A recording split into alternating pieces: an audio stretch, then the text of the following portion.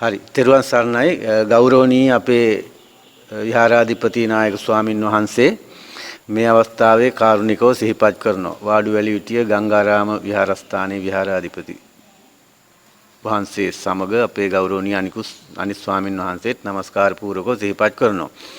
ඒ වගේම සිල් සමාදන් වී සිටින සියලුම උපාසක උපාසිකාවන් පොඩි දරුදරියන් කාරුණිකව සිහිපත් කරනවා. අද පොය දවස ඔබ අප හැමෝම දන්නවා බිනර පොය දවස.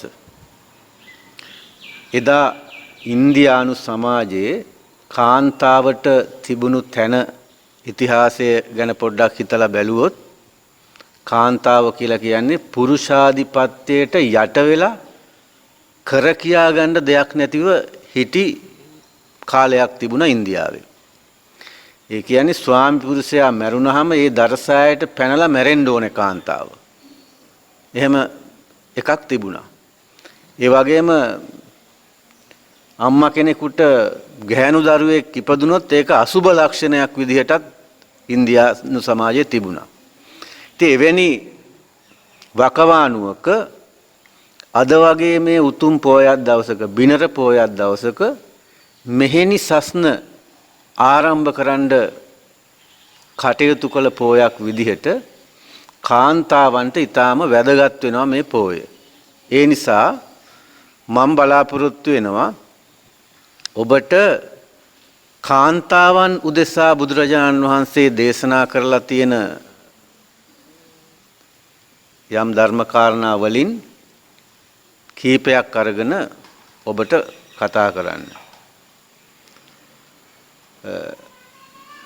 කාන්තාවන් කියපුවාම අර මම මුලින් කිව්වා වගේ ඒ සමාජයේ පැත්තකට දාලා තිබුණත් අපේ සමාජයේ එහෙම එකක් නැහැ. කාන්තාවට ඉහළම තැනක් දුන්නා. ඒ වගේම කාන්තාවක් කියන්නේ උත්තරීතර තත්වයක කෙනෙක් විදිහට යම් පදවියක් ලබන කෙනෙක් විදිහට සඳහන් කරන්නේ විශේෂයෙන් අපේ රටේ. ඒ නිසා අම්මා කියන මාතෘත්වය ලබන්න පුළුවන් උතුම් චරිතයක් තමයි කාන්තාවක් කියලා කියන්නේ. එතකොට ඒ කාන්තාවගේ පැත්තෙන් බුදුරජාණන් වහන්සේ දේශනා කරලා තියෙනවා බොහෝ ධර්මයන්. එක එක සූත්‍රවලදී. හැබැයි අද කාන්තාව බැලුවාම කාන්තාව විතරක් නෙමෙයි මුළු සමාජයම බැලුවාම වැරදි පැත්තකට තමයි වැඩි හරියක් නැඹුරු වෙලා තියෙන්නේ. සම්පූර්ණම නෙමෙයි. වැඩි හරියක් නැඹුරු වෙලා තියෙන්නේ වැරදි පැත්තට. ඒක තම තමන්ගේ වැරද්දක් නෙමෙයි එක පැත්තකින් සමාජයේ වැරදි. සමාජය නිසා අපිට මේ පැත්තට යොමු වෙන්න වෙලා තියෙනවා. ඒ නිසා ටිකක් කල්පනාවෙන් හිටිය යුතු කාලයක්. අපි හැමදාම කියනවනේ එහෙම ඉන්න ඕන කියලා මේ කාලේ වෙනස් වෙන්නේ නැහැ. ඒ නිසා අපිට වැරදිලා තියෙන යම් තැනක් තියෙනවා නම් ඒ තැන හදාගන්න තියෙන එකම ඖෂධය නැත්තම් එකම දේ තමයි ධර්මය. හොඳට මතක තියාගන්න ධර්මයෙන් පිට පැන්නොත් ධර්මය ගැන ගණන් නොගෙන හිටියොත් ඒකේ අවාසිය සිද්ධ වෙන්නේ අපිටමයි. ඒ නිසා ඕනම ප්‍රශ්නයකට මිනිස්සුන්ගේ ඕනම ප්‍රශ්නයකට විසඳුමක් ධර්මානුකූලව තියෙනවා. ඒක හොඳට මතක තියාගන්න. ඕනම ප්‍රශ්නයක් ඇති වුනහම ඉස්සෙල්ලාම හොයන්න මං ඉල්ලීමක් කරනවා. ඒ ප්‍රශ්නෙට විසඳුම බුදුහාමුදුරුවෝ කොහොමද දීලා තියෙන්නේ කියලා. එතකොට අපිට හොඳට පැහැදිලි වෙනවා මේ ඒ උත්තරේ මොකක්ද කියලා. ඊට පස්සේ ඒ අනුව කටයුතු කළොත් ඒ ගැටලුව විසඳ ගන්න පුළුවන්. දැන් මේ කාන්තාව ගැන මම කතා කරනවා කිව්වේ. කාන්තාවට අර එක්තරා සූත්‍ර දේශනාවක තියෙනවා මේ කාන්තාවට බල පහක් තියෙනවායි කියලා. බලයන් පහක්. රූප බලය, භෝග බලය, ඥාති බලය, පුත්ත බලය, අනිව බල හතරක්. එහෙම තියෙනවායි කියලා. ඒ බලය හරි වටිනවා. මම ප්‍රධාන වශයෙන් කතා කරන්න යන මාතෘකාවෙත් මේක තියෙනවා මේ රූප බලය කියන එක. රූපය කියන්නේ කාන්තාවකට බලයක්. බලයක් කියලා කියන්නේ ශක්තියක්නේ. බලයක් තියෙනවා නම් ඕනම යමක් කරන්න පුළුවන්. එතකොට එවැනි ශක්තියක් තමයි මේ රූපය කියලා කියන්නේ. ඒක බලයක්. ඒකනේ මේ අර සාමාන්‍ය සමාජයේ තියෙන කට ඇති මොකද්ද? රුව ඇති දුවයි කට ඇති පුතයි කියලා. ඒ කියන්නේ කට නොතිබුණාට කමන්නේ දුවට රුව තියනවා නම්. ඒක හරි වටිනවා, ඒක බලයක්. ඒක ලබා ගන්නත් ඉතින් නිකම්ම නිකන් ලැබෙන්නේ නැහැ. රූපය කියන එක. ඒකටත් යම් යම් දේවල් කරන්න තියෙනවා. කුසල අකුසල. ඊළඟට භෝග බලය කාන්තාවට නිකම්ම නිකන් ඉඳලා බෑ, මොනවා හරි තියෙන්න ඕනේ. භෝග බලය. ඒක මම ඉස්සරහා මාතෘකාවේදී කතා කරනවා. අනිත් එක ඥාති බලය. තනි වෙන්න හොඳ නැහැ. තනි වුණොත් එයා අසරණ වෙනවා. දැන් ඔය කවුරුත් නැති කාන්තාවක් කවුරු හරි බැඳයි කියන්නකෝ. මේ පිහිට වෙන්න අනේ හොඳයි කියලා බඳිනවා. ඒ වෙලාවෙ නම් ඉතින් බොහොම හොඳින් අරගෙන යනවා. හැබැයි අවුරුද්දක් දෙකක් තුනක් හතරක් පහක් යනකොට අර කාන්තාව ඉතින් ඉඳලා වැඩක් නැහැ. ඇයි? තනියමනේ ආවේ. කවුරුත් නැහනේ. ඥාති සම්බන්ධය තියෙන්න ඕනේ. ඒක බලයක්. ඥාති බලය.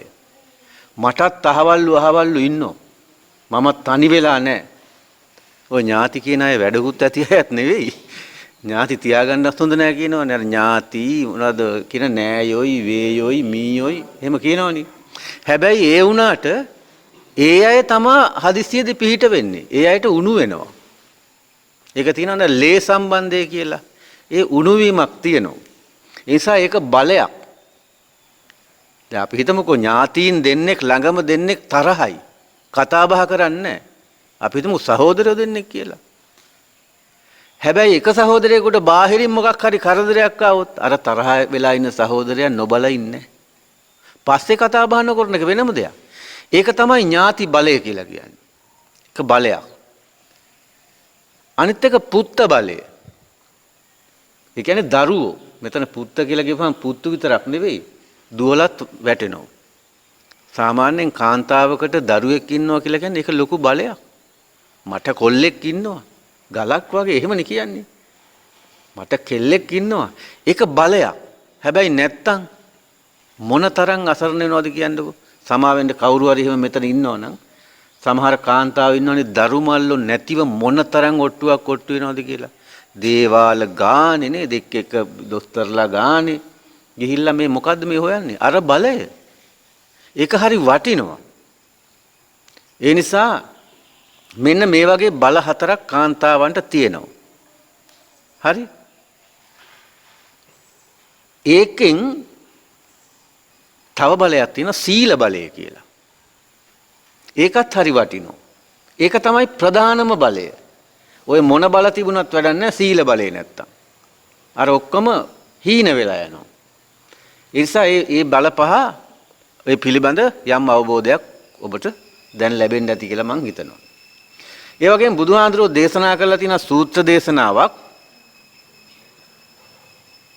මාතුගාම සූත්‍රය කියලා. අංගුත්තර නිකායේ මාතුගාම සූත්‍රය.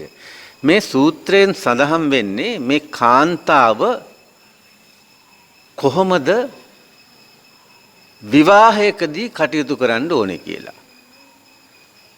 ඔන්න දැන් බලන්න මම දැන් මේ මොහොතකට කලින් අර පිටිපස්සේ ගහලා තියෙන අර අනගාരിക ධර්මපාලතුමාගේ ඒ කියමන කියෙව්වා. ඒක කියවගෙන යනකොට මට හිතුණා දැන් මම මේ කතා කරන්න යන එකත් ඒ ඇතුලේ තියෙනවනේ කියලා. මේවා හරි වටිනවා. පොඩි අය කටපාඩම් කරගන්න එක හරි වටිනවා. ඔය අනගාരിക ධර්මපාලතුමා මේ අදයිය කියපු එකක් නෙමෙයි මේ. අද ගැන හිතලා කියපු එකක්. අද වෙනකොට මේ දේවල් වෙනවා කියලා හිතලා කියපු එකක්. ඒ හිතලා කියපු එක හරියටම හරි. අද වෙනකොට එහෙම වෙලා තියෙනවා. ඒ වෙලා තියෙන්නේ අපේ වැරැද්දෙන්. අපේ කියලා කිව්වේ සමාජයේ වැරැද්දෙන්. අපි ක්‍රියා කරන විදිහේ වැරැද්දෙන්. ඒක එක කොටසක් කාන්තාව එක කොටසක් පුරුෂයෝ. එතකොට අපි හරියට හිතලා මතලා කටයුතු කරනවා නම් අපිට වරදින්නෙත් නැහැ සමාජයට වරදින්නෙත් නැහැ. ඒ නිසා මේ සූත්‍ර දේශනාවේ බුදුහාමුදුරුවෝ මෙන්න මෙහෙම දේශනා කරලා තියෙනවා. දැන් අපි මේ හැමෝම වැඩිහිටි හැමෝම විවාහ වෙච්ච අයනේ නේද? අම්මලා ඉන්නෝ තාත්තලා ඉන්නෝ මේ පොඩි දරුවෝ ටික හැරුණාම අනිත් සේරම විවාහක අය. හැබැයි මේ අයත් ඒ தත්වෙටපත් වෙන්න ඉන්න අය. ඒ අයගේ වගකීම වැඩිහිටියන්ට තියෙනවා. දැන් ඔබට හිතෙයි අද වගේ උතුම් පොය දවසක අහන්න ඕනේ හොඳ ගැඹුරු ධර්මයක් නේද කියලා. නේද? චතුරාර්ය සත්‍ය ධර්මේ නැත්තම් අර මොනවද මේ පටිච්ච සමුප්පාදයෙන් එහෙම එකක් නේද කියලා. එහෙම එකක් ඕනේ නැහැ. ඒ ධර්මයට යන්න මේ ධර්මයේ වැදගත්. මේ ධර්මයේ පිහිට කොටගෙන තමා ඒ ධර්මයට යන්න ඕනේ. අපිට වැරදිලා තියෙන එකම දේ අපි මුල තියාගෙන මැද ගිහිල්ලා හොයනවා. මැද කොච්චර හෙව්වත් අවබෝධය ලැබෙන්නේ නැහැ. මොකද මුල අවබෝධය නැති නිසා. උදාහරණයක් ගත්තොත් මුහුදක් මැදට ගිහිල්ලා කවුරු හරි අපිව දැම්මොත් අපි අතරමං වෙනවා. අපි එතකොට ඒකේ ගැඹුරක් භයානකකමක් ඒ මොකක්වත් අපිට තේරෙන්නේ නැහැ. ඒ නිසා අපි අතරමං වෙනවා. සමහරට අපි මැරිලා යන්නටත් පුළුවන්. හැබැයි අපිට ක්‍රමයෙන් මුහුදේ අර වෙරළේ ඉඳන් ක්‍රමයෙන් මැදට යනවා නම් අපි දන්නවා දැන් කොහොමද තත්ත්වය කියලා. දැන් මේ හරිය ගැඹුරුයි, මේ හරිය භයානකයි, මේ හරිය රැල්ල වැඩි. එහෙනම් යා යුතු නෑ. එහෙනම් යනවා නම් යන්න ඕනේ ආරක්ෂිතව. මේ අවබෝධය එනවා. පැහැදිලිද මං කියපු එක? දැන් අපි ඔක්කොම කරන්නේ මැදට පයින්නවා. නේද? ඒ හින්දා ඉල්ලන්නෙම ගැඹුරු ධර්මය. මට හොඳ අත්දැකීම් තියෙනවා පන්සල් 100 ගණනක ගිහිල්ලා. මේ ඉල්ලන්නෙම ගැඹුරු ධර්මය. මම ඒ ධර්මය දන්නෙත් නෑ ඇත්තටම. හැබැයි ඊට ඉස්සරලා අපිට අවශ්‍ය වෙනවා සාමාන්‍ය දල අවබෝධයක්. මං ඒ අවබෝධය ලැබෙනවා මම මේ කියන්න යන සූත්‍ර දේශනාව ආශ්‍රයෙන්. දැන් මේ අම්මලානේ හුඟක් ඉන්නේ. මෙතන මට චුට්ටක් අත උස්සලා පෙන්නන්න තමන්ගේ දුවගේ පුතාගේ විවාහ කටයුත්ත කරලා දීපු අම්මලා. ඉන්නවා හුඟක් ඉන්නවා. තාත්තලත් ඇතිනේ නේ. හරි. ඒ කියන්නේ තමන්ගේ දුවගේ හෝ පුතාගේ විවාහ කටයුත්ත කරලා දුන්නා. ඔන්න දැන් බුදුහාඳුරන්ගේ දේශනාව බලන්න. අපිට වැරදිච්ච තැන කොතනද කියලා බලන්න. තව සමහර අය ඉන්නෝනේ තවත් ඉන්නෝනේ දරුවෝ නේ දුවලා පුතාලා ඒ අයගේ විවාහය මම කරලා දෙන්න බලාපොරොත්තුවකුත් තියෙනවා. මෙහෙම එහෙකුත් තියෙනවා කියන අය චුට්ටක්. මේ අම්මගේ එහෙම ඉන්නෝනේ. තව පුතෙක් හරි මට කරලා දෙන්න ඒවා තව තියෙනවා. එහෙමත් තියෙනවා. මම එහෙම ඇහැව්වේ මගේ මේ දේශනෙට පහසු වෙන්න. එතකොට දැන් මේ අය ඉන්නෝනේ. මේ අය තමයි දැන් මේ ඒ බලාපොරොත්තුෙන් ඉන්න අය. දැන් නම් ලැජ්ජාවට අනේ නැහැයි කියයි. ඒ කල සීමා වෙනකොට ඒක අවශ්‍යයි. ඒක තමයි ස්වභාවය. හරිද? එතකොට ඒගොල්ලන්ටත් දැනගන්න එක මම මේ කියන්නේ අම්මලාට වැරදුණු තැන සහ ඉස්සරහට කරන්න බලාපොරොත්තු වෙන අයට නොවරදින්නයි මේ දේශනාව. මම මේ කියන්නේ මගේ කාරණා නෙවෙයි.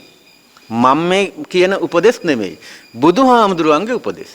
මොකද සූත්‍රේ නම මාතුගාම සංයුක්තයේ මාතුගාම සූත්‍රය. මේ සූත්‍ර දේශනාවේ ඇතුලේ කාරණා 5ක් තියෙනවා. ඒ කාරණා 5 තමයි ස්ත්‍රියක් පුරුෂයෙකුටත් පුරුෂයෙක් ස්ත්‍රියකටත් මේ කැමැත්ත ප්‍රකාශ කරන්නේ නැත්තම් සෙවිය යුත්තේ මොකද්ද කියලා බුදුහාඳුරෝ කියලා දීපු එකක්. පැහැදිලිනේ? දැන් ඔන්න ඔය දුවලා පුතාලාගේ කටයුතු කළයි කියපු අම්මලා ඉන්නෝනේ. එතකොට එයාලා ඉස්සල්ලාම කරන්නේ මොකද්ද? ඔන්න තමන්ගේ පුතා ඉන්නවනම් පුතාට කෙල්ලෙක් හොයාගන්න ඕනේ.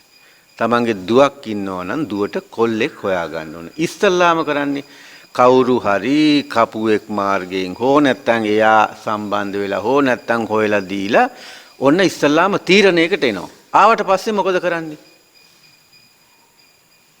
ඉස්සල්ලාම මොකද කරන්නේ? මේ පැත්තෙන් ඒ පැත්තට යන්න ඕනේ. ඒ පැත්තෙන් මේ පැත්තට එන්න ඕනේ. ඕකට මොකද්ද මෙහි කියන්නේ? ඔකට මේ පැත්තේ කියන්නේ මොකද්ද? අපේ පැත්තේ නම් ඕකට කියනවා ගම්බිම් බලන්න යනවා කියලා. මේ පැත්තේ මොකද්ද කියන්නේ? නිකම්ම බලන්න යනවද? ගෙවල් දොරවල් බලන්න යනවා කියලා කියන්නේ. අපේ පැත්තේ කියන්නේ ගම්බිම් බලන්න යනවා කියලා. හරි. හරි. මොක හරි යනවනේ.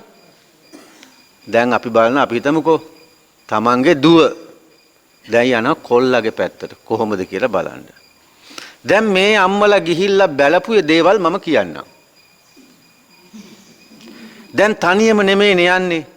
තනියම නෙමෙයි යන්නේ. ඉතින් තව කීප දෙනෙකුත් එක්කලා කොහම හරි 7-8 දෙනෙක් යනවා.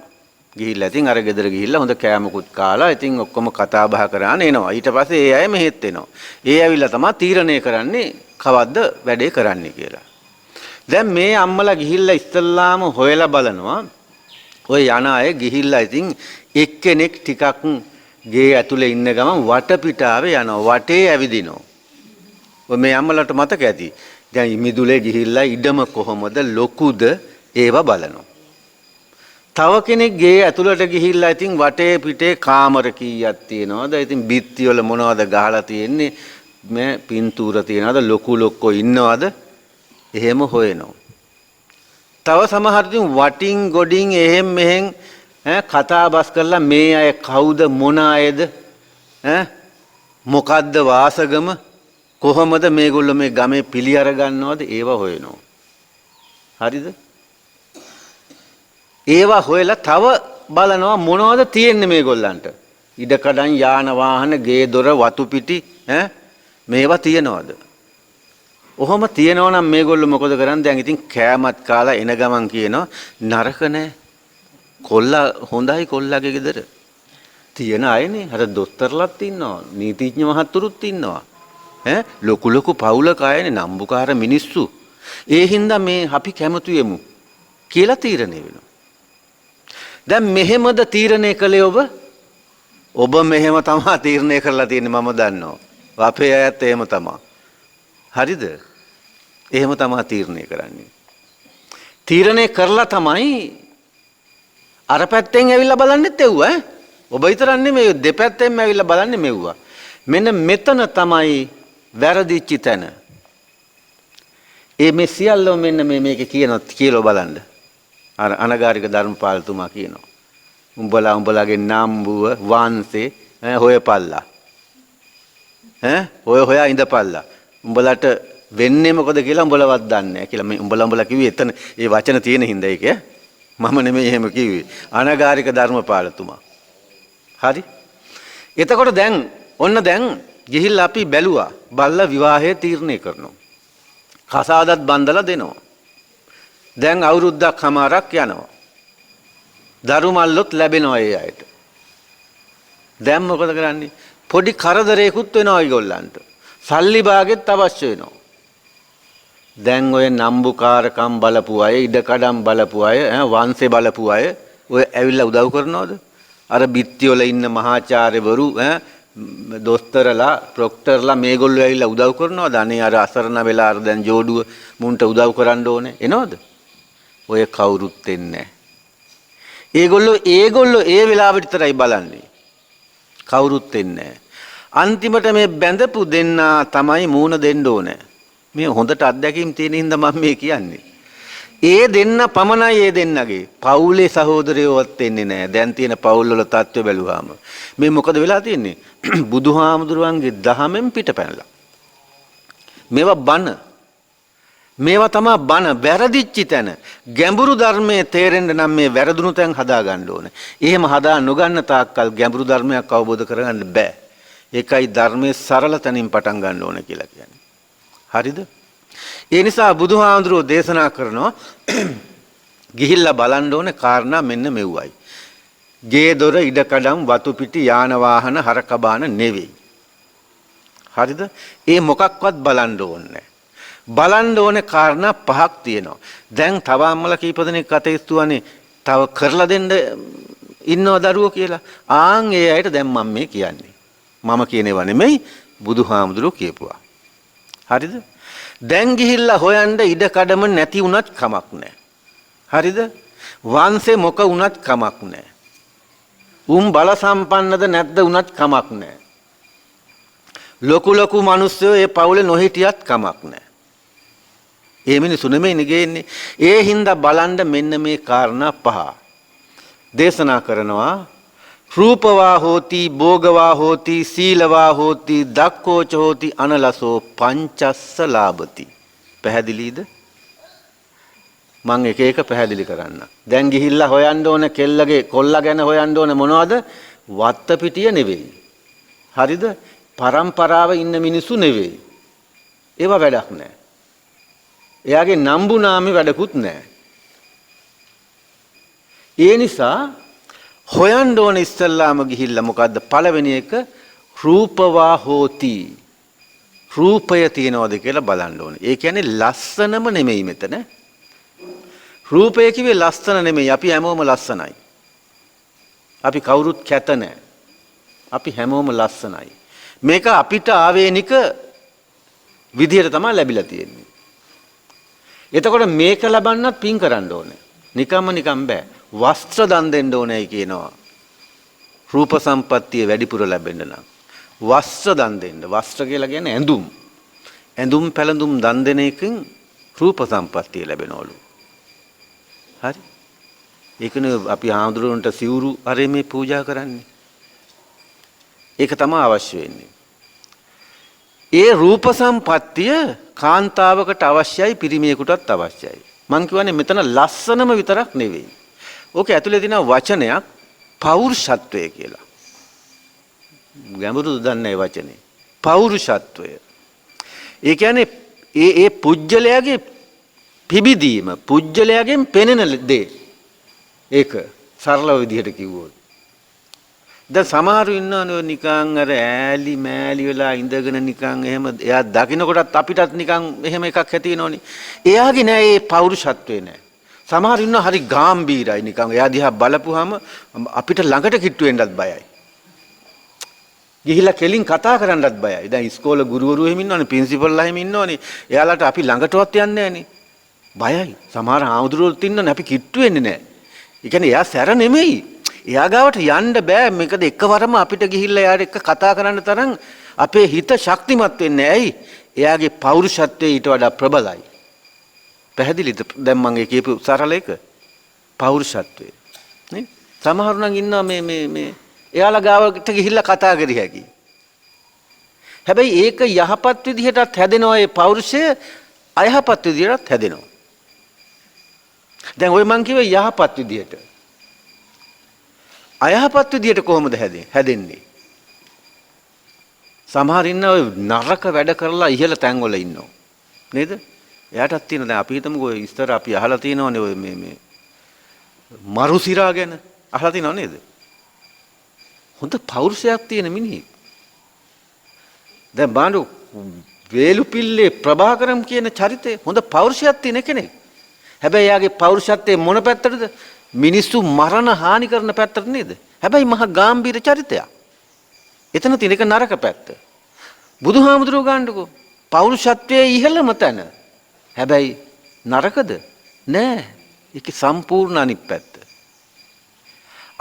ඒකත් ඔය රූපවා හෝති කියන එක ඇතුලේ තියෙනවා. එතකොට දැන් කෙල්ලට කොල්ලා බලන්න ගියාම කොල්ලා දිහා බලන්න ඕනේ මූ අර බෝනික්ෙක් වගේ ලස්සනද එක විතරක් නෙවෙයි. කොල්ලගේ තියෙනවද හොඳ පෞරුෂත්වයක්? මේ කොල්ලගේ තියෙනවද නිකන් මේ කොල්ලෙක් කියන හැඟීමක්? ඒකයි බලන්න ඕනේ. ටිකක් හොඳද මූ? ඇඟපත හොඳද? ශාරීරික ලක්ෂණ හොඳද? මේවා බලන්න ඕනේ. ඒක තමයි රූපවා හෝති කියන්නේ. හැඩි දැඩිකමක් මේ තියෙනවද? නිකන් නැත්තම් අර කවුද වගේ නිකන් ඔතෑණි වෙලාද? එහෙම එකකට කෙල්ල දීලා වැඩක් නැහැ. හරි? හැම පිරිමියෙක්ම කාන්තාවකට ඇලුම් කරන්නෙත් හැම කාන්තාවක්ම පිරිමියෙකුට ඇලුම් කරන්නෙත්. ඔන්න හොඳට මතක තියාගන්න. අත්දැකීම් තියන අය නෙමෙයි. හැම කාන්තාවක්ම පිරිමියෙකුට ඇලුම් කරන්නෙත් හැම පිරිමියෙක්ම කාන්තාවකට ඇලුම් කරන්නෙත්. පිරිමියෙක් කාන්තාවකට ඇලුම් කරන්නේ ඒ කාන්තාවගේ කාන්තා ලක්ෂණයේ ගැහැණුකම තියෙනව නම් විතරයි. තේරුණාද? දැන් කොල්ලෝ කැමති නැහැ පිරිමි වගේ කෙල්ලන්ට. දැන් කෙල්ලෝ ඉන්නවනේ පිරිමි වගේ. පිරිමි වගේ ඉන්නවා දැන් අම්මා බලන්න ඕනේ කොල්ලා වගේ. එහෙම කෙල්ලන්ට කොල්ලෝ කැමති නෑ. හොඳට මතකද ඒගොල්ලෝ එක්ක යාළුවෝ වගේ හිටියට කොල්ලෝ කැමති නෑ. ඒක තමයි ස්වභාවය. ඒ හින්දා එවැනි පිරිමි වගේ ගෑනුව හොයන්න එපා තමන්ගේ පුතාලට. හරි ඒගොල්ලන්ගේ ලක්ෂණ පෙන්නනවා යම් යම් බව පුරුදු වලින් ඒවා පෙන්නන එක වෙනම දෙයක්. නමුත් පිරිමි වගේ කෙල්ලන්ට කොල්ලෝ කැමති නෑ. ඇලුම් කරන්නේ නෑ. ඒක මතක තියාගන්න. ඊළඟට ගෑනු වගේ පිරිමින්ට කෙල්ලෝ ඇලුම් කරන්නේත් නෑ. එහෙනම් කෙල්ලෝ පිරිමියෙකුට ඇලුම් කරන්නම් පිරිමියාගේ පිරිමි ලක්ෂණ තිබිය යුතුයි. මේ දුවගෙන් මං ඇහුවොත් ගෑණියක් වගේ ඉන්න කොල්ලෙකුට කැමතිද කියලා මේ කෙල්ල කැමති වෙන්නේ නෑ.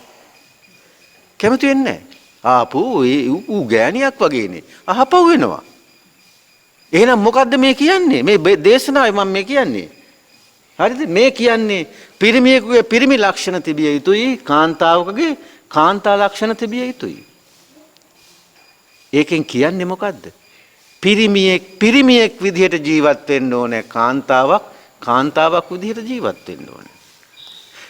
පිරිමියාගේ පිරිමිකම ආරක්ෂා කරගෙන ඒක විනාශ නොවෙන්න ඒක රැකගෙන ජීවත් වෙන්න ඕනේ. කාන්තාවත් තමන්ගේ ගැහැණුකම රැකගෙන මම කාන්තාවක් කියන හැඟීමෙන් චරිතවත්ව ජීවත් වෙන්න ඕන කියන එකයි මේ කියන්නේ.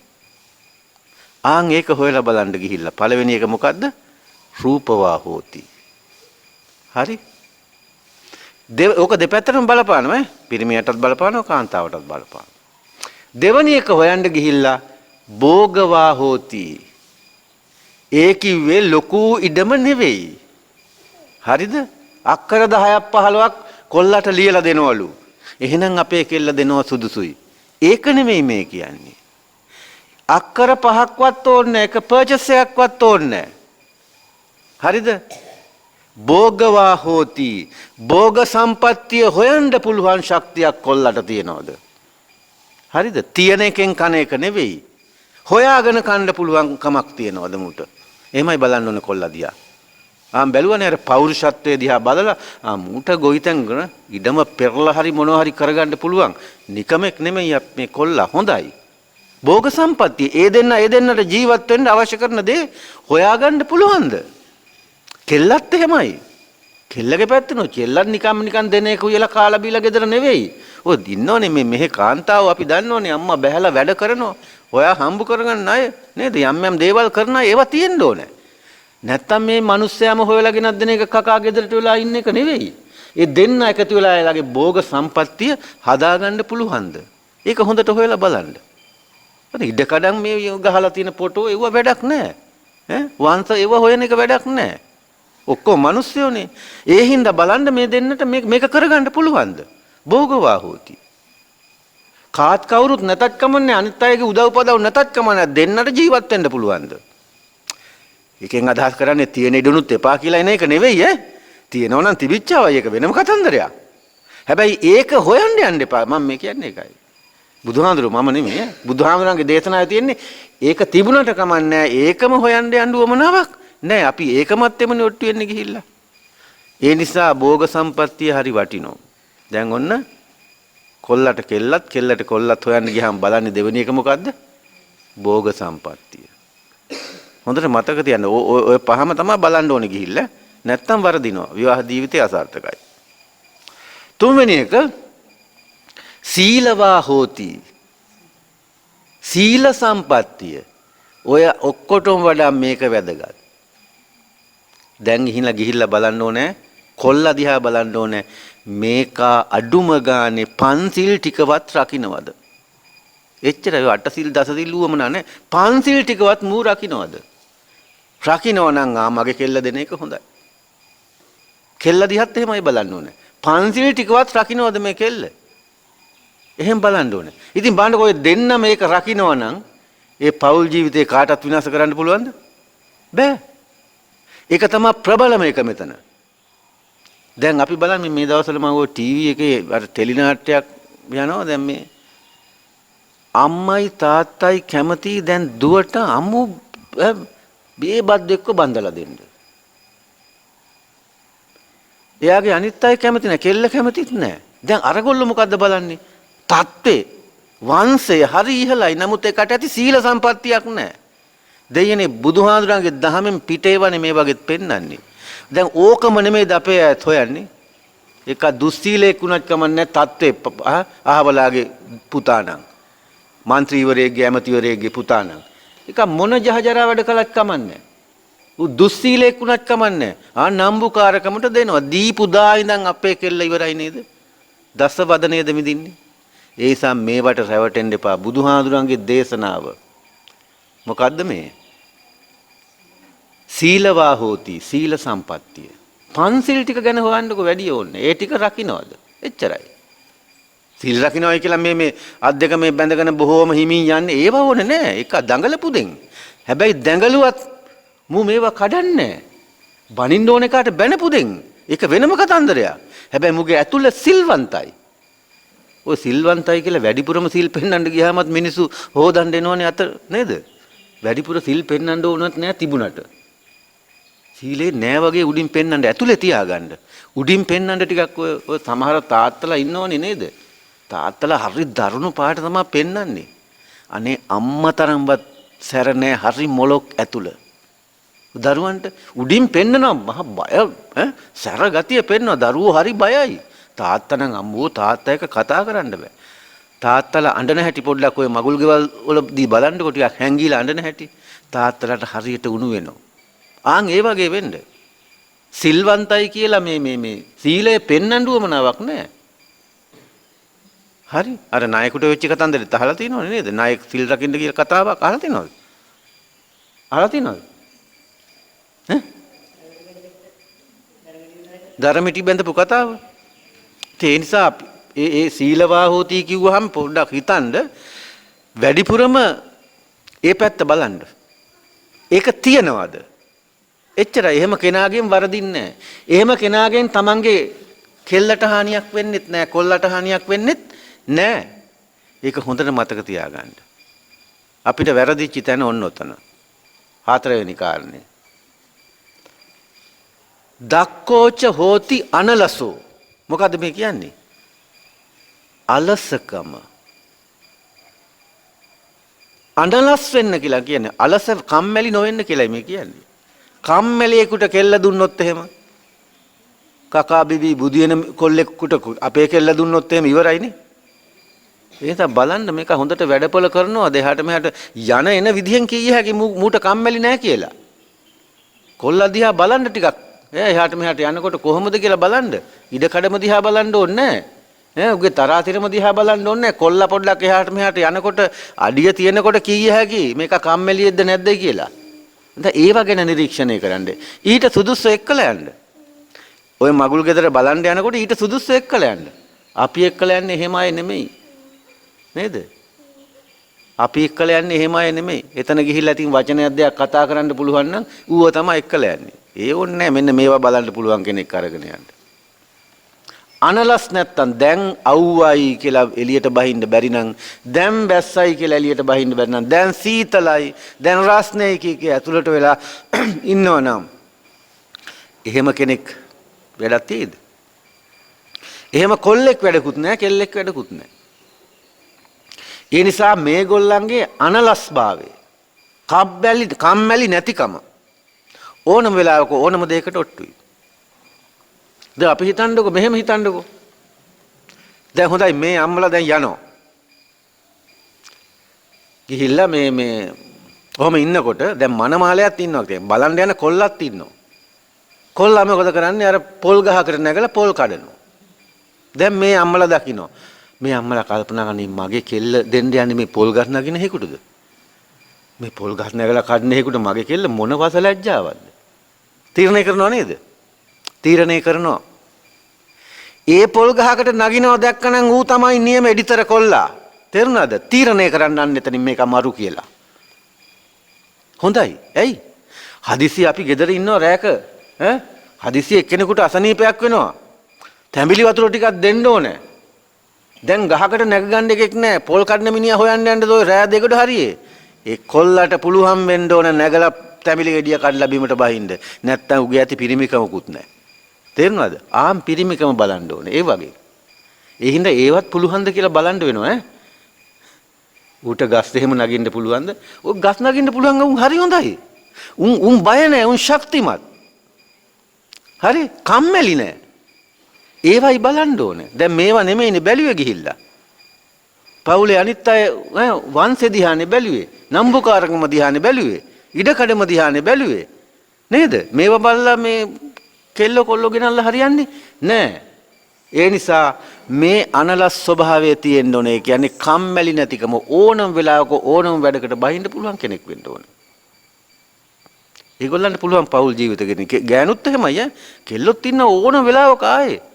අපේ පැත්තේ ඉන්න හොඳ යකඩ ගෑනු අම්මා මිනිහටත් එහා. එහෙම තමයි ඉන්න ඕනේ. එහෙම නැතුව පෞල් ජීවිත ගෙනියන්න බෑ. හරි. පස්වෙනි කාරණේ. දැන් මතකද ඔය හතර මොනවද?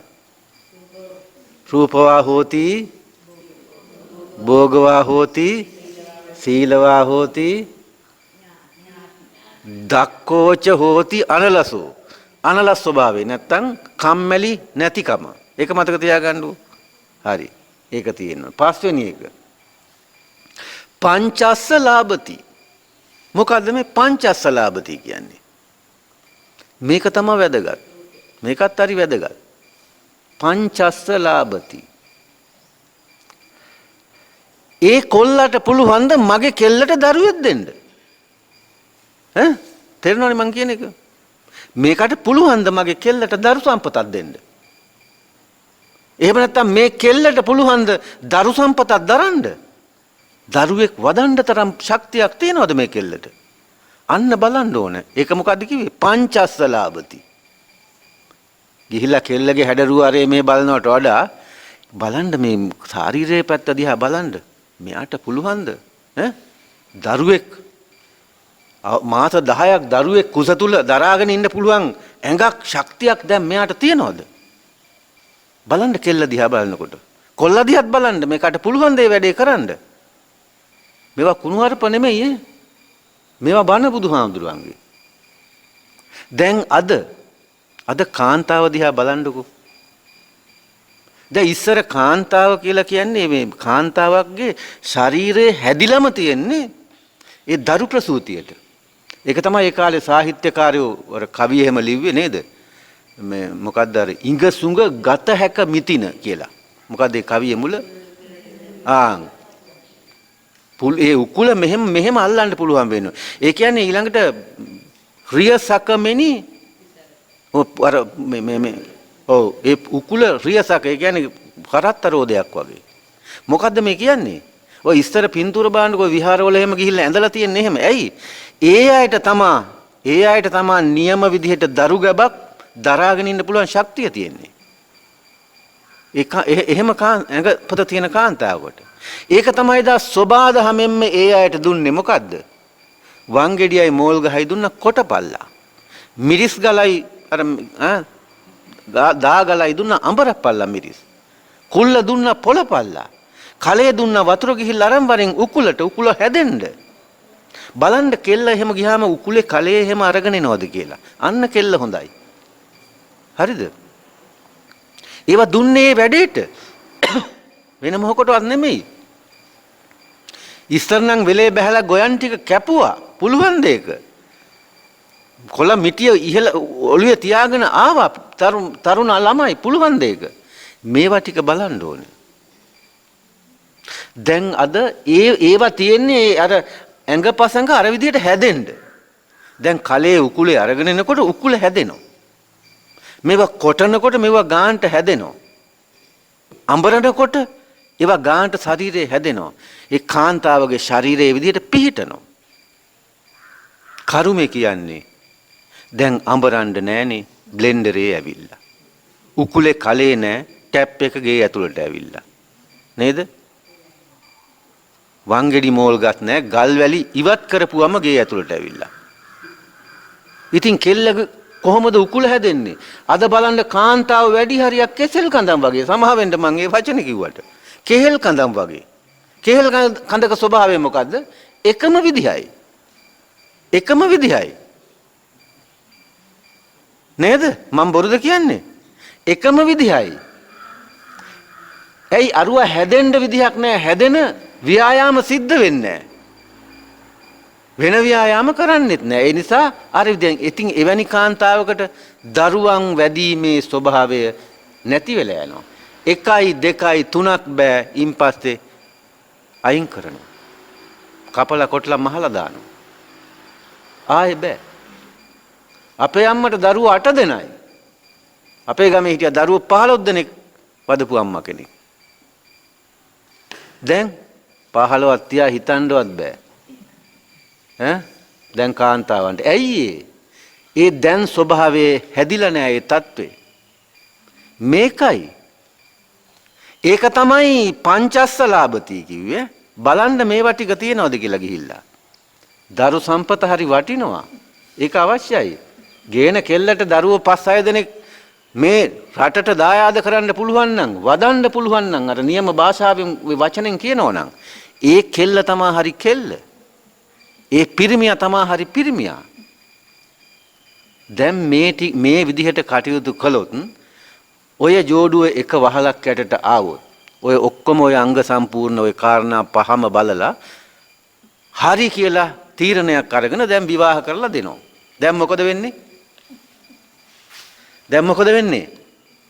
ඒ විවාහ ජීවිතේ අවුල්ද? අවුල් නෑ. හොඳට බලන්න. අවුල් නෑ. ඒක බොහොම ලස්සනට ගෙනියනවා. ඒ නිසා අවශ්‍ය වෙන්නේ ඒකයි. අවශ්‍ය වෙන්නේ ඒකයි. දැන් මෙහෙම කටයුතු කරනකොට දැන් ඊළඟට බුදුහාමුදුරුවෝ දේශනා කරනවා ඒ පෞල් ජීවිතේ හරියට ගෙනියන්න නම් ඒක ඇතුලේ තියෙන්න ඕන ලක්ෂණ මොනවද කියලා. හරි? ඒක ඇතුලේ ලක්ෂණ මොනවද තියෙන්නේ කියලා. දැන් මම මේ කියන්නේ මහා ගැඹුරු ධර්මයට යන්න ඉස්සෙල්ලා මේ පොඩි පොඩි ඒවා ටික හදාගෙන සුද්ධ පවිත්‍ර කරාගෙන අතෙන්ට යන්න ලේසි. මේ අඩුලුහුඩුකම් තියාගෙන අර මහා ගැඹුරු තැනට යන්න බෑ. මොකද එතන ගිහිල්ලා වැටුණු ගමන් මේ අඩුලුහුඩුකම් වලින් අරුව වහලා දානවා. මොකද මේක ඉස්මතු වෙනවා. දැන් මේවා හදාගෙන අතෙන්ට ගියාම කිසි ප්‍රශ්නයක් නැහැ. අපි සුද්ධ කරාගෙන නැවිලා තියෙන්නේ. සුද්ධ කරාන ආපුවාම ආය අහපව් කිසි ප්‍රශ්නයක් නැහැ. ඒ වගේ වැඩක් මම මේ කරන්නේ.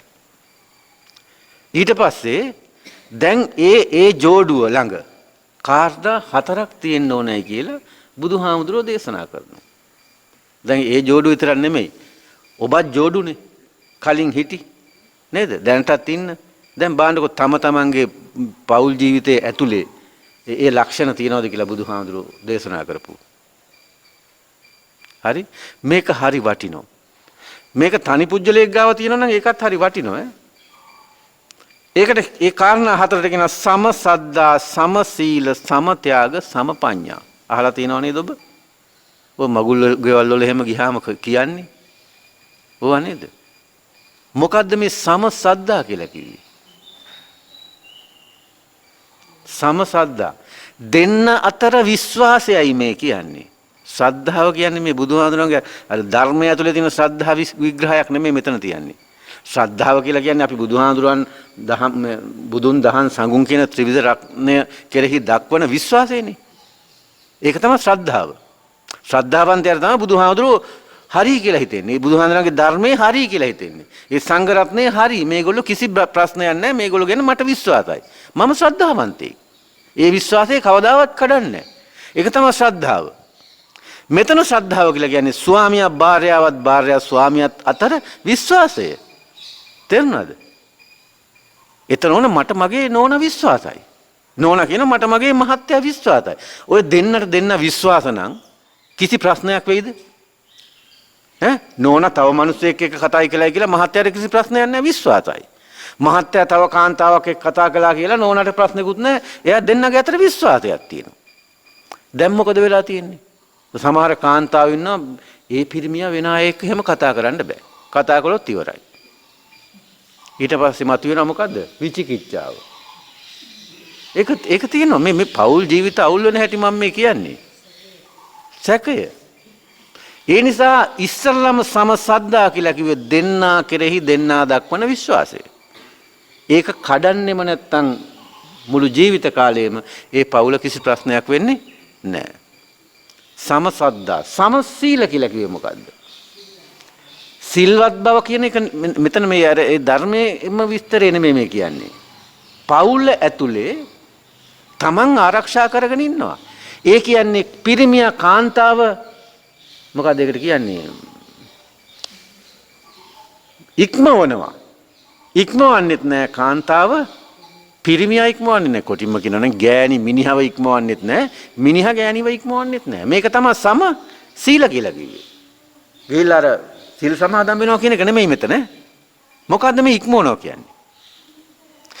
දැන් අපි හිතමුකෝ මහත්තයා ගෙදර ඉද්දි නෝනා තව මහත්තයෙක් එක්ක සම්බන්ධ වෙනවා නම් එයා මහත්තයාව ඉක්මවනවා. ඒ කියන්නේ සීලය නැති නිසා නේද? එතනම සීලයක් කඩනවා නේද? මොකද්ද? තුන්වෙනි සීල්පදේ. ඒක කඩනවා. ඒ කියන්නේ මෙතන සීලවා හෝති කියලා කිව්වේ දෙන්නට ඉක්මවලා නැතිව කටයුතු කරන එක. ඒ කියන්නේ නෝනා ගෙදරදී මහත්තයාත් වෙන නෝන්ලා හොයන්න යන්නේ නෑ. ඕකට හොඳ උදාහරණයක් බුදුහාඳුරන්ගේ ඒ බුද්ධ ශාසනයේ බුදුහාඳුරන්ගේ කාලේ හිටියා හොඳ ජෝඩුවක්. කවුද? නකුල මාතායි නකුල පිතයි. ඒ දෙන්න බුදුහාඳුරෝ ගාවට ඇවිල්ලා කියනවා නකුල පිතා ස්වාමීනි මම කසාද බැන්දේ අවුරුදු 18 දී. දැන් මගේ වයස අවුරුදු 80යි. ඔය කාල සීමාව තුලම මම නකුල මාතාව ඉක්මවලා නැහැ. ඉක්මවනවා කිව්වේ මොකද්ද? එයා හැර වෙන කෙනෙක් පැතුවේ නැහැ. හිතුවේවත් නැහැ අඩුම ගානේ. නකුල මාතාත් කියනවා ස්වාමීනි මමත් මේ කාල සීමාව තුල මේ නකුල පිතාව ඉක්ම ගියේ නැහැ. දැන් මේ පෞල් ජීවිතේ සාර්ථකයි නේ? සාර්ථකයි. දැන් අපේ පෞල් ජීවිත අසාර්ථක වෙන්න හේතු ඕවා නෙවෙයිද? ඕවා තමයි. සමසීල කියලා කිව්වේ ඒකයි. සමසීල කියලා කියන්නේ මහත්යයි නෝනයි හැමදාම පොයට ඇවිල්ලා සිල් සමාදන් වෙන එක නෙමෙයි. හරිද? සිල් සමාදන් වෙන නෝනලා මහතුරුත් ඉන්නවා. ගෙදර ගිහිල්ලා බලන්න ඕන උන්ගේ සමසීල. මට ගිය පොය දවසට එහෙදි හම්බුණා. එහෙම ජෝඩුවක්. ඒක නෙමෙයි. සිල් නොගත්තට කමක් නැහැ. හරිද? හැබැයි නෝනයි මහත්යයි ඉක්මවන්න නැතුව කටයුතු කරනවා නම් සමසීල එතන තියෙනවා. හරිද? දැන් මේවා තේරුම් ගන්න ඕනේ මේ සද්ධාව සීලය කියන වචනේ වෙන තැන්වල විග්‍රහ වෙන්නේ වෙන විදිහට. හරිද? ඒක මෙතෙන්ට ගලප්පන්නේ මම මේ විදිහට. ඒක කල්පනා කරන්න හැමෝම. හරි මම නෙමෙයි ගලප්පන්නේ. බුද්ධ දේශනාවේ ඒක කියන විදිය. එතකොට මේ මෙතනදී මේ පෞල් ජීවිත ගෙනියන්නේ ඒ දෙක ගලප්පන්නේ එහෙමයි. ඊළඟට සමත්‍යාග. මොකද්ද? ත්‍යාග කියලා කිව්වේ? පරිත්‍යාගය. දීම. දානේ නේතන තියෙන්නේ නේද? දීම. සමත්‍යාග. දැන් සමහර ඉන්නවනේ මහත්ය දෙන්න කැමති නෝන කැමති නැහැ. සමහර හුඟක් තැන්වල තියෙන නෝන කැමති දෙන්න මහතුරු කැමති නැහැ. එහෙම තියෙනව නේද? ප්‍රශ්න නෙමෙයිද එතන? දෙන්න හදනකොට එපා කියනවා. එහෙම බෑ. දෙන්නගෙම කැමැත්ත තියෙනුනේ පරිත්‍යාගශීලී බව දෙමු. දීම ඒක අත්හැරීමක් නේ එක පැත්තකින්. මේ මොනවා කළත් වැඩක් නැහැ ඔන්න ඕක නැත්තම්.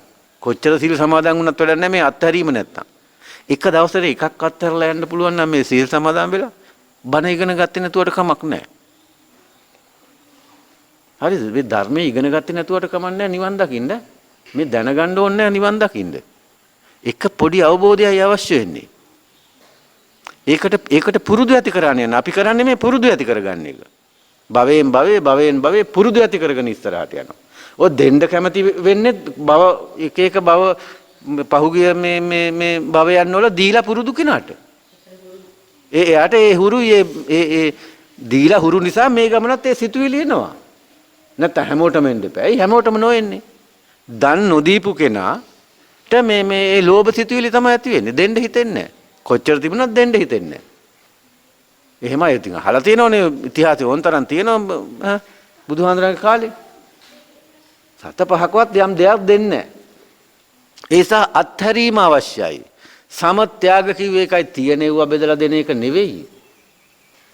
අත්හරිනවා මෙවුවා කරනවා කියලා කියන්නේ අර කවුද මේ මොන රජුද මේ වේස්සාන්තර වගේ ගෙවල් දොරවල් ඇරලා ඕන් ගෙනියපල්ලා කියලා දානවා එක නෙවෙයි අපිට ඒක කරන්න බෑනේ. පුළුවන් ද මේ අම්මලාට කරන්න? ගේ දොරවල් ඇරලා දැම්ම ඕන කෙනෙක් ඕන දෙයක් ගෙනිල්ලා කියලා. හැබැයි වේස්සාන්තර රජුරු ඒක කළා. හැබැයි අපිට එහෙම කරන්න පුළුවන්ද? අපට බැරි එයා එහෙම කළේ ඇයි? වෙස්සන්තර කියන්නේ මේ අපි වගේ මේ ආත්මය නෙවෙයි. එයා සාරා සංකේය කල්ප ලක්ෂයක් පෙරුම්දම් පුරාගෙන දීගෙන ඇවිල්ලා ඇස් ඉස් මස්ලේ මේ මෙවුව මහා ප්‍රමාණව සාගරවල් වගේ මේ පොළොව වගේ එහෙම දන් දීලා එහෙම පුරුදු කෙනාට ගේ දොරේ අරලා දැම්ම ගෙනියපල්ලා කියලා. මොකද එයාට කිසි ලෝභකමක් නැහැ. හැබැයි අපි එහෙම පුරුදු කරලා නැති නිසා අපි ගෙවල් දොරවල් දැනුත් කල්පනා කරනවා ඇති පිටිපස්සේ දොර වහලා දාවේ කියලා. නේ? අපි තාම බැඳිලා නේද? ඉතින් කොහෙද? ඒක තමයි ඇත්ත. ඒ නිසා අපි මේවා තේරුම් ගන්න නම් සම ත්‍යාග කියලා කිව්වේ පරිත්‍යාගශීලී බවට දෙන්නගෙම කැමැත්ත එකඟතාවයේ තියෙන්න ඕන. දෙන්නගෙම එකඟතාවයේ තියෙන. ඒ කියන්නේ මෙතන දෙනවා කියන එක නෙවෙයි. දෙන්නගේ කැමැත්ත සම වෙන්නට ඕනේ. ඒ කියන්නේ මෙයා ගත්ත තීරණයට අරයා කැමති වෙන්න ඕනේ. එයා ගත්ත තීරණයට මෙයා ඒ කියන්නේ වැරදි තීරණ නෙවෙයි හරි තීරණ. දෙන්න එකතු වෙලා සාකච්ඡා කරලා තීරණයක් ගන්න එක. හරි? ඊළඟ කාරණේ සමපඤ්ඤා. මොකක්ද දැන් හතර?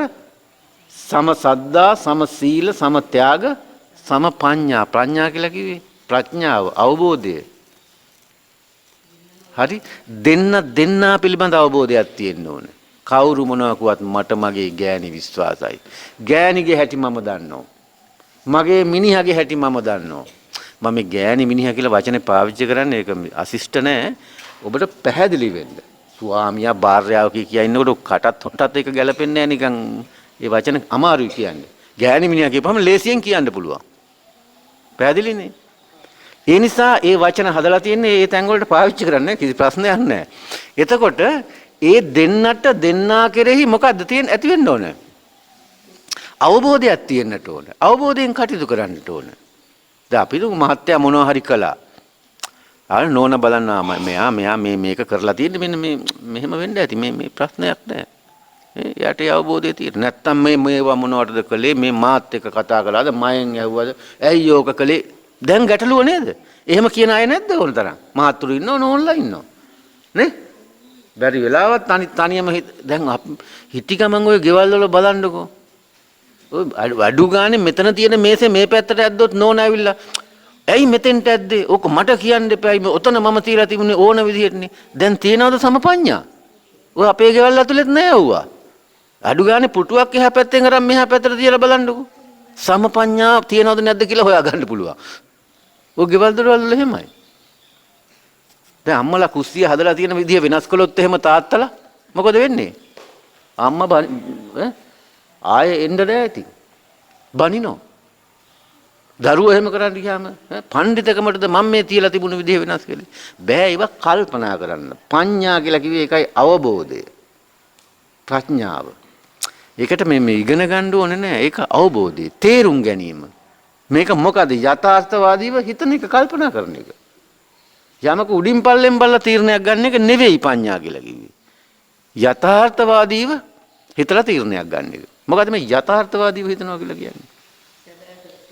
ඔව් ඇති සැටි ඒක ඇයි දැන් අපි හිතමුකෝ දැන් මේ කවුරු හරි අපිට ඇවිල්ලා බැන්න. අපිට පාරේ යනකොට කවුරු හරි අපිට බනිනවා. හිටි ගම.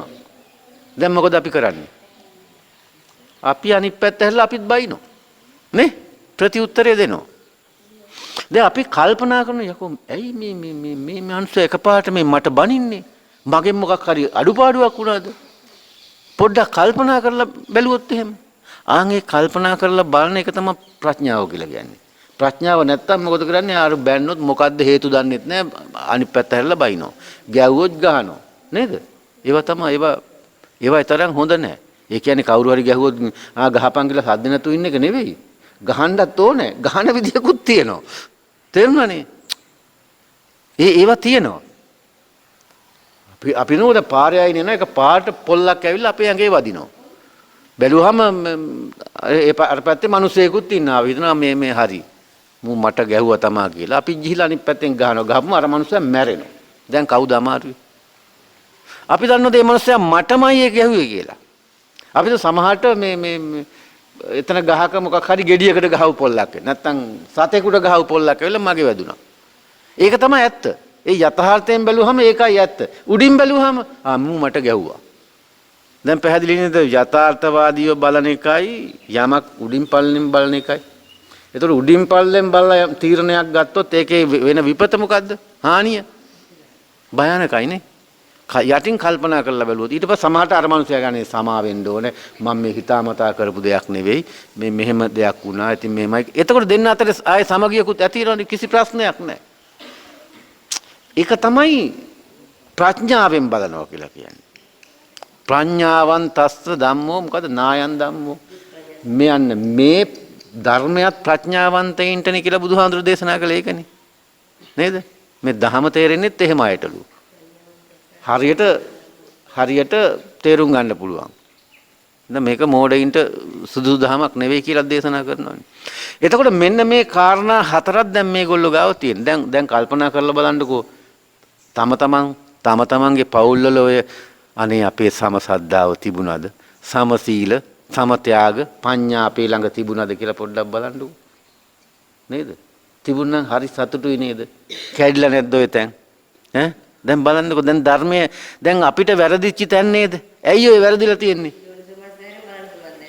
ඈ අන්න එහෙම බලන්න ඕනේ මම මුලින්ම කිව්වනේ අපිට වැරදිච්ච තැන් හදාගන්න තියෙන එකම තැන මොකද්ද මාර්ගය මොකද්ද ධර්මයයි නේද දැන් ඔය පෞල් ජීවිත ඔය විදිහට තමන්ට යම් මේ මාත් එක්ක මම මේ කියන්නේ වැරදිච්ච තැන් තියෙනවා අපිට ඔය වැරදිලා තියෙන්නේ මොකක් නිසාද බුදුහාඳුරන්ගේ දහමට අනුව අපි ගියේ නැති නිසා නේද ඒ පිළිබඳ අවබෝධය නැති නිසා නේද ඒක සෙවිය යුතුයි නේද ඕවා මේ අද ඊයේ දේශනා කරපු සූත්‍ර නෙමෙයිනේ. ඔය සාමාන්‍ය භාවිතයේ තියෙන ඔය සිංහාලෝවාද සූත්‍රය, ඔය කර්ණීය මෙත්ත සූත්‍රය වගේ නිකන් නිතර අහන සූත්‍ර තියෙන්නේ. ව්‍යග්ගපජ්ජ සූත්‍රය වගේ මේ. ඉතින් ඒ වගේ එකක් මේ. මේවා නිතරම අහන ඒවා. එතකොට මේවා තුල තියෙනවා අපේ ජීවිත ගොඩනගා ගන්න. ඒක කාන්තාව වේවා, පුරුෂයෝ වේවා, ඒක කිසි ගැටලුවක් නැහැ.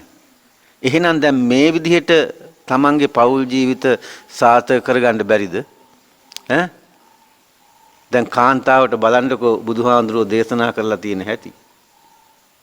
කාන්තාවට පුළුවන්ලු විශාරදත්වයෙන් පැජමෙන් අර මං කලින් කිව්වේ බල ටික ඒ බල පහ තියෙනවා නම් එයා විශාරද කියලා සූත්‍රයක් තියෙනවා මේ මොකද්ද බුදුහාඳුරෝ දේශනා කරපු.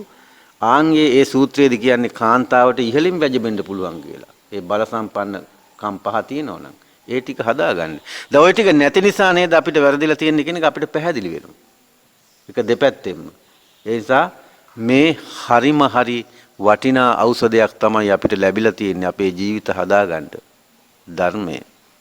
ඒ නිසා කාන්තාව විදිහට නිකන් ජීවත් වෙනවට වඩා අර බලන්නකො එදා සමාජයේ බුදුහාඳුරෝ නොහිටින්නට නේද? තවත් කාන්තාව වල්මත් වෙලා නේද? අපේ රටටත් ඕවා එනව නේද එහෙමනම්? බුදුහාඳුරු මාර නිදහසක් නෙදුන්නේ නේද? ඒකත් අර කවුද මහා ප්‍රජාපති ගෝතමිය ඇවිල්ලා ඉල්ලුවා මෙහෙණි සස්න දෙන්න කියලා. නමුත් දුන්නේ නැහැ. 3 පාරක්ම ඉල්ලුවානේ. පස්සේ බැරිතන ආනන්ද හාමුදුරන්ගේ ඉල්ලීම පිට තමයි ඒකත් නිකම්ම නෙමෙයි අර අෂ්ටගරු ධර්ම කාරණා 8ක් පොරොන්දු කරවගෙන තමයි බුදුහාඳුරු දුන්නේ. ඒවා පොරොන්දු වෙලා ඒගොල්ලෝ ගත්තා. අද ඒකයි අපිට භික්ෂුණී ශාසනයේ ඉන්නේ.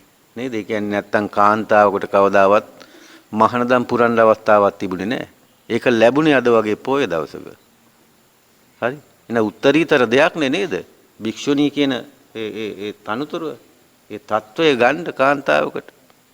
ඒ වගේ උතුම් පොයක් දවසේ තමයි මේ ඒ తত্ত্বය ලැබුණේ. එදායින් පස්සේ තමයි මෙහෙණි සස්න අපේ රටේ මේ ආරම්භ වෙන්නේ. නේද? 500ක් දෙනත් එක්කලා මහානදම් පුරලා. ඒ නිසා දැන් කාන්තාව කියන චරිතය ගැන දැන් බුදුහාඳුරන්ගේ දේශනාව තුළින් ඔබට පැහැදිලි නේද දැන්? දැන් Tamanට පැහැදිලි වෙනවා නම් මේ කියපු කාරණාවල යම් දුර්වලකම් මගේ ළඟ තිබුණා. මට පුළුවන් මේ ටික හදාගන්න කියලා කල්පනා කළොත් අන්න ඔබ අද ධර්මයේ තුලින් යමක් ගත්ත වෙනවා. මේවා දැනගෙන හරියන්නේ නැහැ.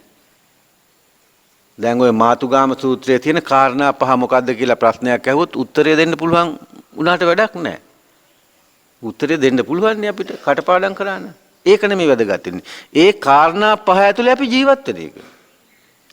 හරි පවුලක් ඇතුලේ තියෙන්න ඕන කරුණු 4ක් බුදුහාඳුරෝ කිව්වා. සම සද්දා සීල ත්‍යාග ප්‍රඥා කියලා. ඒක දැනගත්තට වැඩක් නැහැ. ඒ කාරණා හතර පවුල ඇතුලේ ක්‍රියාව යොදවන්නට ඕන. එතකොට තමයි පවුල් ජීවිත සාර්ථක වෙන්නේ. ඒ නිසා මේ ධර්මය කියන එක තියෙන්නේ ක්‍රියාවේ යොදවන්න. අද අපි ඔක්කොම තියෙන්නේ ඔක්කොම මේවා අපි ඉගෙන ගන්නවා විතරයි, දැන ගන්නවා විතරයි. ඒක කරන්නත් ඕනේ. ඒක හැබැයි ඒක දැනගත්ත විතරක් මදි. ඒක ක්‍රියාවේ යොදන්නටත් ඕනේ.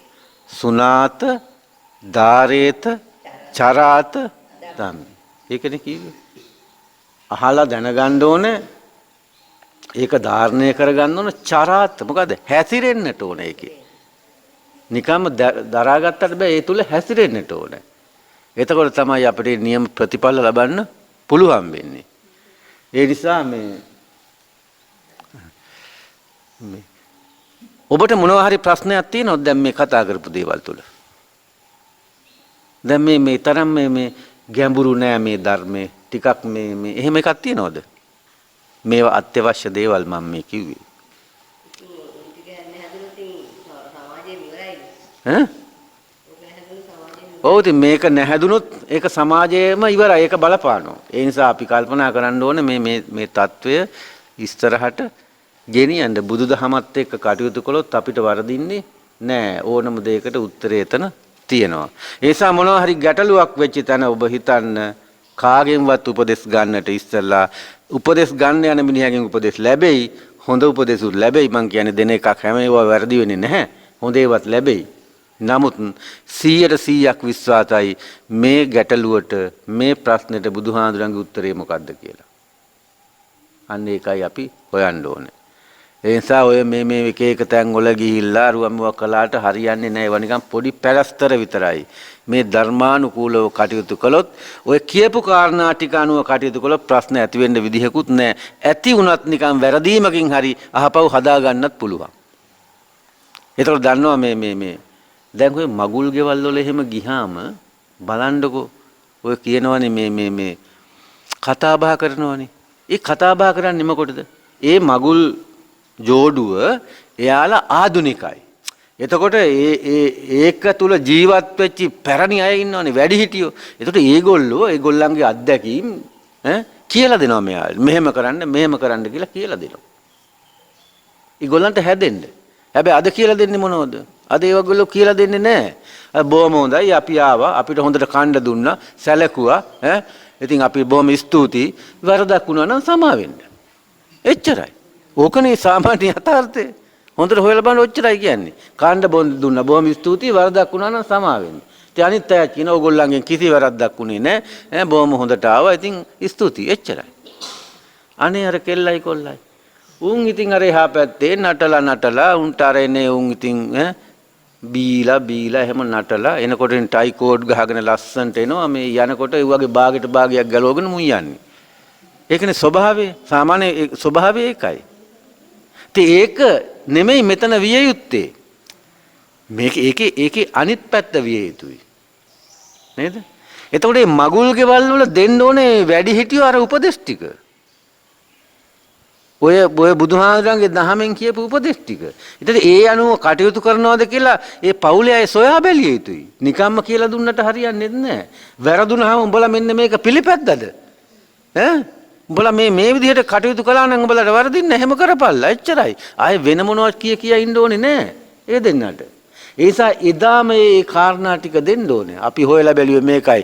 අර මනාල දැන් කොල්ලට බලනවා නම් ගිහිල්ලා කියන්නේ අපි හොයන්නේ මෙන්න මේ ටික මහත්යෝ.